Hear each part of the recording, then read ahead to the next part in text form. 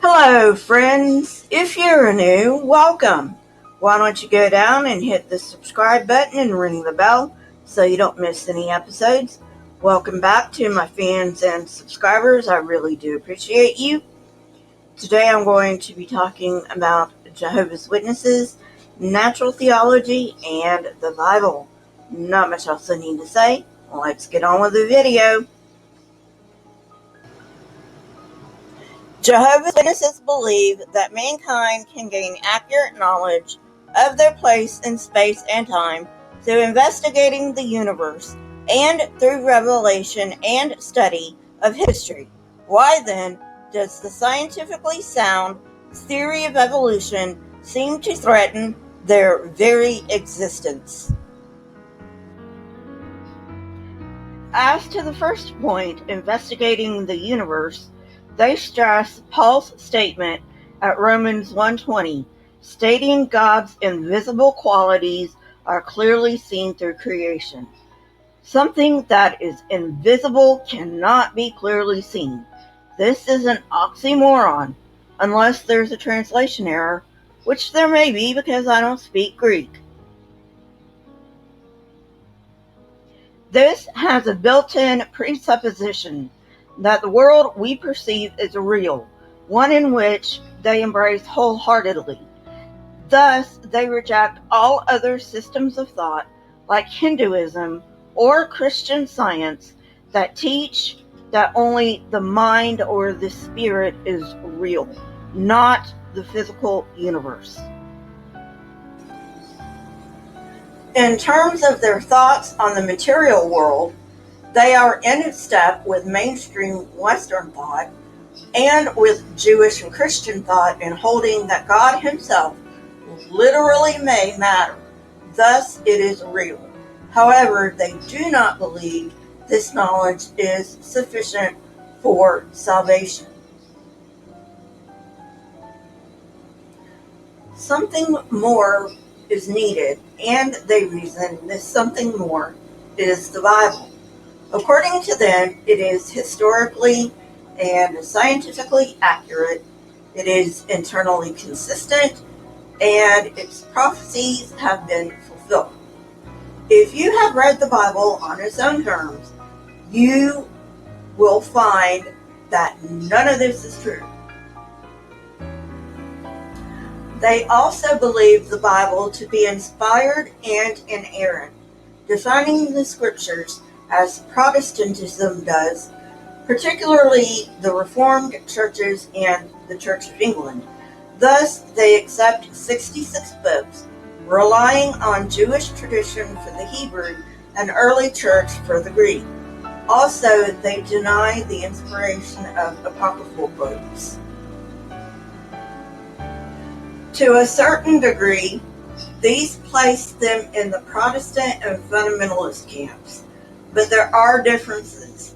For example, they did not adhere to the KJV-only stance in their early years, and they generally accept edited texts of Scripture based on ancient texts from men such as Westcott and Hort.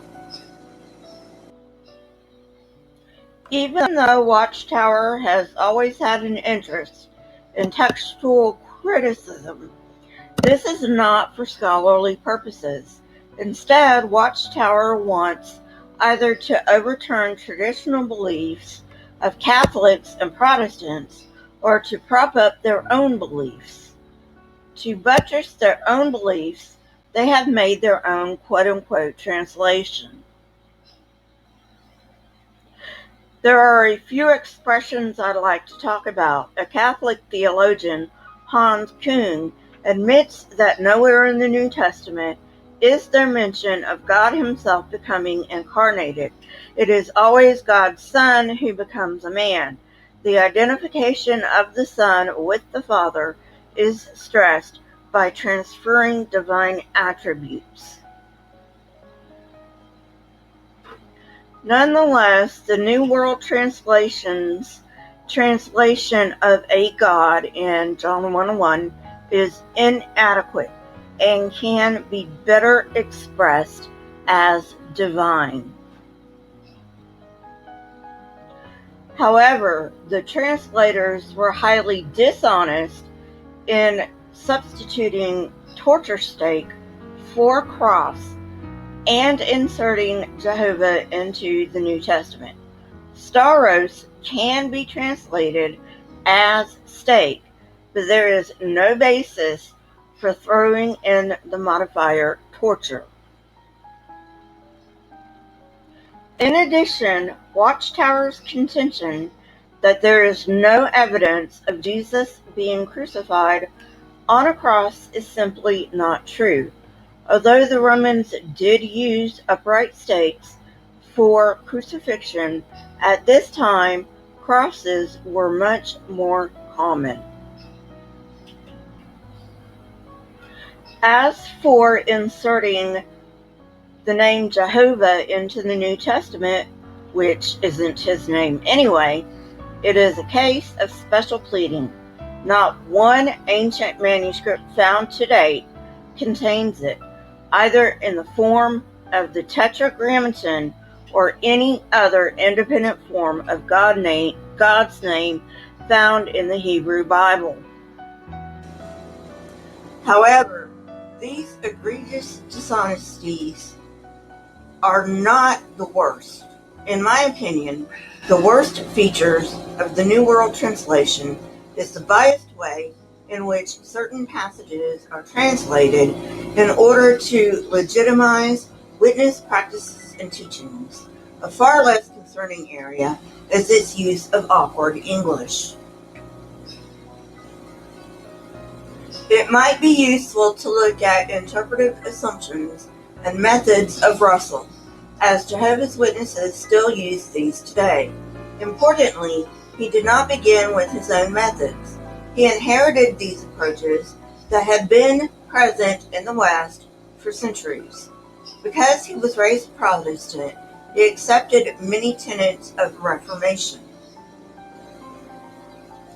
These included that the Bible was the only source of necessary information for salvation.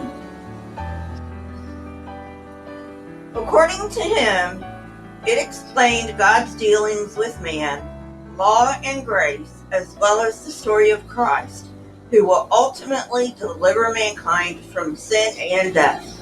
Also, while he believed that many scriptures were clear to a reasonable person, some sections, like prophecy, were harder to grasp. However, he felt that God would help true seekers by revealing such passages through spirit-directed human reasoning. In 1876, he stressed searching the scriptures for the key, and he made the same point, imploring his readers to ignore everything but the Bible. I've already explained why this won't work, but I will briefly explain it again. Different things have different meanings in different cultures and times. This means that one thing will mean one thing in one place and time, while in another place and time it can mean something completely different, which means you can misinterpret things based just on reading. In spite of this, his interpretive style was a mix of ideas borrowed from the Enlightenment, early Christianity, Judaism, and paganism. Yes, paganism. Mostly from Catholicism and American Protestantism. He also used allegories and typologies, such as types and antitypes, in his interpretations. In the strictly biblical sense, type refers to a person, event, or institution of the law that relates in some way to the revelation of God in Christ. The antitype, then, refers to the new reality in Christ. Thus, manna in the wilderness would be a type, and the true bread of life the antitype. Well, friends, that's it for today. I hope you enjoyed it. If you did, hit that like button, press the subscribe button, and if you would, Like to know when I come out with new content, hit the bell next to the subscribe button. My Twitter, Discord, email, and PayPal links are in the description, along with the source that I used for this episode. If you wish to get in contact with me, the best way is Twitter, followed by email.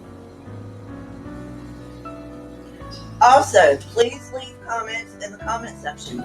Not only do I love hearing from you, but it also triggers the YouTube algorithm. If you have any requests, you can leave those in the comment section as well. Keep learning and searching for truth. Here are a few videos from my library. If you have not watched them yet, go ahead and watch them and tell me what you think. Until next time, friends, stay safe and goodbye.